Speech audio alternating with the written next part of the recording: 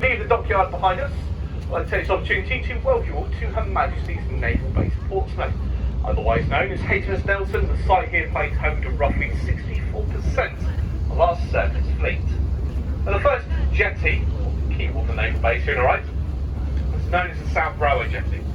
It gets that name because it used to be as far south as the railway line in Portsmouth used to extend to. That though was all the way until many years ago when the railway line that was here was completely removed. And today the only remaining part of it is now this blue fronted building off to our right. That is the old waiting rooms. But with the train line gone, the jetty's instead become the home to the big red brick building in the background, the one with the sort of sandy coloured tower on top of it. The building is known as Semaphore Tower, and that plays home to a group known as the Queen's Harbour Master, or QHM for short. These are the guys and girls that control all the shipping movements in and around Portsmouth, and go to the start of this tour right up to the moon to all the warships, cross-channel ferries, Isle of Wight ferries, and all the yachts and boats you can see passing down our left-hand side. Basically, anything and everything that goes around the harbour has to go through the guys in that tower first. As we continue along, we're now going past Victory Jetty, which of course gets its name because the HMS Victory located in the background. Today, she is sat inside drydock number 2. There, lined with concrete, of course, open to the public. Every year they reckon well over 250,000 people will actually roam round her and explore the various places whilst on board. So if you want, you can go look inside the captain's cabin at the stern, you can go and see what the crew's been like. You can even make your way onto the top deck to see the exact spot where Nelson was shot. Also, don't you know, the Victory is actually in the Guinness Book of World Records. She's in there actually as the world's oldest commissioned warship. Yes, this still means she's actually officially part of the Royal Navy still. Obviously, she can't go to sea, that's done more so for historical reasons, but nonetheless, she is officially still part of the Royal Navy. And therefore, we now go from one of the world's oldest warships to one of the world's newest. Coming to view up ahead of us, ladies and gentlemen, of course, one of our brand new Queen Elizabeth class supercarriers, and this is HMS Queen Elizabeth herself. Now, the Queen Elizabeth and her sister ship, the Prince of Wales, are the largest and most expensive warships ever owned and operated by the Royal Navy. In fact, they cost a whopping £3.1 billion each. Now, in terms of the size of the carriers, generally their size is determined by how heavy they are.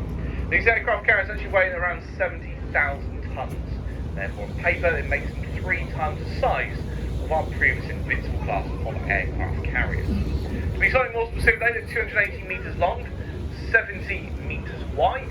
There's then around 10 metres of the ship located below the waterline. For all intents and purposes, this is about as physically large as possible that you can get to Portsmouth. Any bigger, it's strong to get through the harbour entrance directly behind us.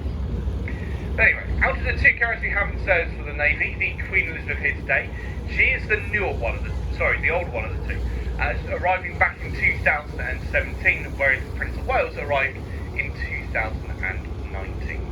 But over the past couple of years, both aircraft carriers have been undergoing a wide variety of training and trials, trying to get themselves ready for what is otherwise known as frontline duties. Frontline duties is basically the process in which carriers go into service for the very first time. Well, the first one to go into service, of course, is the Queen Elizabeth here on our right. She entered frontline duties last year. In fact, around Easter time, she departed the harbour for the very first time and spent 7 months out at sea on her maiden deployment. On that maiden deployment, she travelled basically all around the globe and returned to the harbour just before Christmas. As you can tell, she's now having some extensive work done to the ship, all in preparation for her next deployment, whenever that may end up being. Her sister ship, however, the Prince of Wales, well, the Prince of Wales, she was here in Portsmouth throughout most of last year. She finished off her trials, in fact, at the end of October. Officially entered into service, she then remained here in Portsmouth over the Christmas period and departed the harbour about 3 weeks ago. She's only gone off as a part of a NATO training exercise at the moment. She's due back on Friday apparently, but she was only meant to be back in the harbour till around Easter time as well. But we're not entirely sure if she will stay longer than that or whether she will go sooner than that. Mainly due to the fact, because of everything that's happening down in Ukraine and Russia at the moment, what's happening between them on the border, there could potentially be the reasoning for the Prince of Wales to come in and very quickly head back out again. Potentially. Don't know for sure, it's just an assumption a few people are starting to make that those aircraft carriers, in particular Prince of Wales, may go off as part of a NATO exercise down towards that area. But all remains to be seen what happens in the future with them. But anyway, once these carriers are in service, on board them they operate with a crew of up to 1,600, but that's on all of the flight up to 40 aircraft off of them. And the aircraft of choice for these super carriers is the Lockheed Martin's F-35B Lightning II jets. These aircraft are chosen particularly because, well, first and foremost, they're one of the most advanced fighter jets in the world. In fact, currently they are the only 5th generation fighter jet around. They have a top speed of Mach 1.6, which is around 1,200 miles an hour, and they can fly to heights of up to 50,000 feet. And all whilst doing this, thanks to their stealth superstructure, they can remain completely hidden from enemy detection. But the main reason we went for the F-35Bs, the aircraft of choice though, is because they operate with a system on board known as STOVL, or STOVL. That stands for short takeoff and vertical landing. In essence, what it means is when the aircraft want to take off, they don't need a very long run up. In fact, all they really require is a ski ramp up on the bow. However, coming to landing is a completely different ballgame. Unfortunately, 280 metres isn't a very long runway. So to avoid crashing and burning to the sea, instead they have to land vertically, a lot like our old Harrier jump jets used to, or a modern day helicopter. So that's the reason we went for the F-35Bs as the aircraft of choice. Anyway, as you come around the stern of the carrier, we'll come back to her a little bit later on. Here on the right we have P282, which is Hms Nelson. She's one of our Batch 1 River class patrol ships, same as the Tyne you can see just heading into the basin up ahead of us on our right. These River class patrol ships have been around since about 2003, and for most of their life they spent it here in the UK involved in what's known as fisheries and protection. They go around making sure the fishermen adhere to the rules and regulations. They can also quite often be used for coastal patrols as well. Ahead of Sanders between the two patrol boats now is D-37. D-37 is Hms Duncan. We also have her sister ship, 34 the Diamond, up ahead of us. These are what we call Daring class Type 45 destroyers. We have 6 in service with the Navy, and they were introduced at about 2009. At the time of construction, they were the most expensive warships in the Navy, costing in excess of £1 billion each. Now, the primary role for Type 45 destroyers is for air defence. They are therefore designed to track and find missiles and aircraft that fly in the skies around our fleet. And to do so, these ships are quite renowned for carrying on board them one of, if not the most powerful missile and aircraft tracking system on board any warship in the world. Now, most notably, it's the big grey ball up on the top of the tallest mast. This is called a Samson multi-functioning radar system. This thing has a scanning range of over 200 miles, but you can see quite comfortably from here in Portsmouth to as far away as Paris. Within that range, you can then monitor over 3,000 football-sized objects travelling at a speed of up to Mach 3, which of course is 3 times the speed of sound. They can then relay their information back in 3D to the clever computers on board, and if a threat is detected by that Samson system, you can then launch off its own missiles to go and apprehend the target. Now, the missiles these ships carry on board, known as the Sea Vipers, are located inside the big grey box you can see coming to view down here. Down vertically into the edge of Earth's atmosphere and use the information gathered by the radar to be guided to their targets. In theory, because of how powerful the radar system truly is, once it's locked on, there's no escape, and in turn makes it one of the most powerful systems of its kind aboard any warship around at the moment. Other key weapons on board the Type 45 so include the little white dome structures at the middle of the ship. These are known as the Vulcan Phalanx Close-In Weapon Systems, or CIWS. In essence, these are high-powered radar-controlled Gatling guns designed to take out missiles or aircraft they get too close for comfort. The barrel of that is capable of spraying out some 3,500 rounds a minute, and that creates a wall of steel between those missiles and aircraft.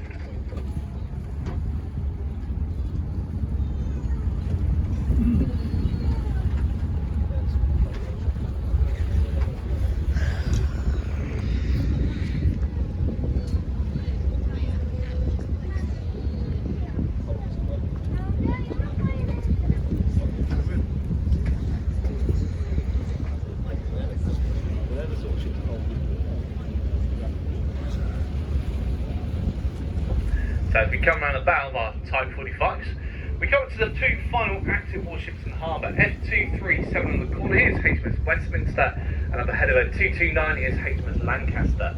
Both of these are Duke-class Type 23 frigates. Now, the frigates in the Royal Navy are one of the oldest classes of ship we have. Some of them have been around since the late 1980s. When they were first introduced, their primary role was intended to be what's known as ASW. It stands for Anti-Submarine Warfare. Basically, frigates are submarine hunters. So what they do is they go off into hostile waters, they'll deploy a sonar radar over the back of the boat, and hopefully use that system to find the submarine themselves. If they don't detect the submarine, they can do one of two things. They can relay information back to the remainder of the fleet, tell them, being like, hey, over there's a submarine, let's keep away from it, or they can try and take it out themselves. If they want to try and take out the submarine, they have two systems on board that allow them to do this. The first one, probably the most obvious one of the two, is the torpedoes. The torpedoes are actually located within the superstructure. If you take a look at the superstructure itself, you'll notice how it's split into three sections.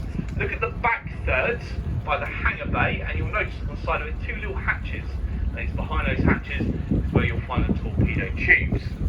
The other systems they carry on board are Mark 11 depth charges. Well, unfortunately, they're underneath the waterline, and due to the colour of the water here in Portsmouth, it's pretty much impossible to see. So that's obviously what these ships were originally designed to do, but over the years, they've actually had to find a way into other lines of work as well. Nowadays, a lot of warships are considered multi-role ships. They actually go around the globe doing a variety of different jobs, and what makes them so good at this is the fact they're very heavily armoured, and therefore capable of dealing with a wide variety of threats.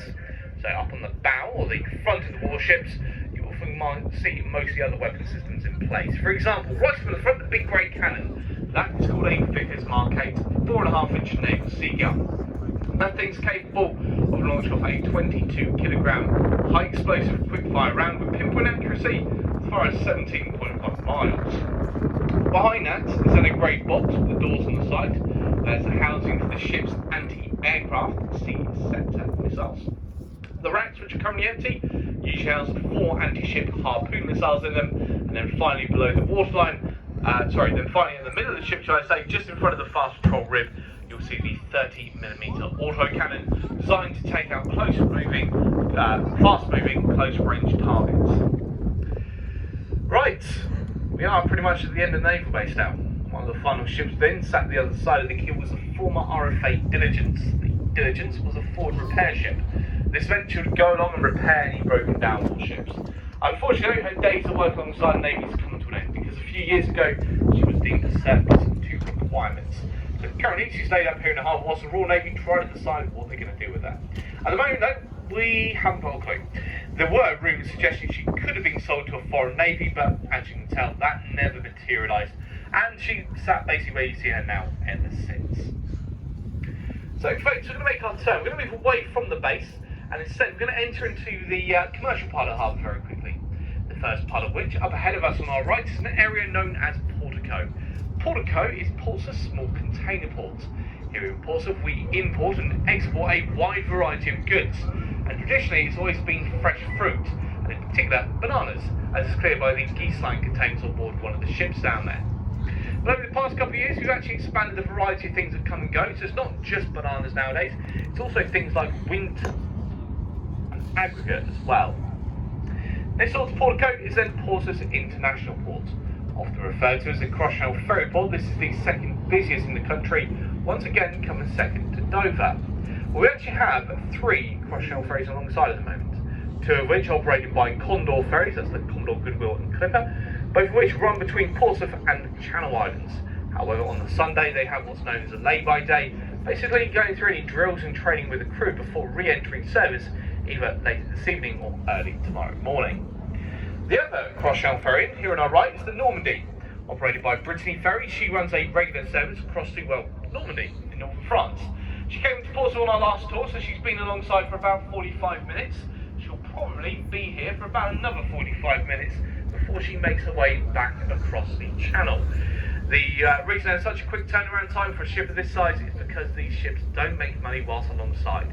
They only make their money whilst they're out at sea, so they turn around as soon as possible. As we leave the commercial port now behind us, quickly going back to the Navy, On the right, you'll see the former HMS Bristol. She was the only Bristol-class destroyer to ever be built, and that's because, back in the 60s, due to defence cuts, her 3 sister ships were all scrapped on paper. However, during her lifetime in the Navy, she was the escort to 2 the aircraft carriers during the Falklands. She was also the Hong Kong guard ship for a number of years.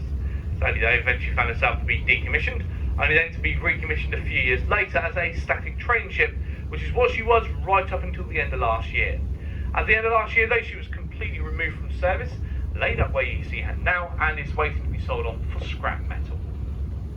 Right, ladies and gentlemen, we're now making our way down towards the Gosport side of the harbour. So for this short part of the journey, I will leave you in peace from the commentary. However, if you have any questions, do not hesitate to ask any member of the crew on board. If not, just sit back, relax, enjoy this part of the trip. I'll be back to talk to you all very shortly.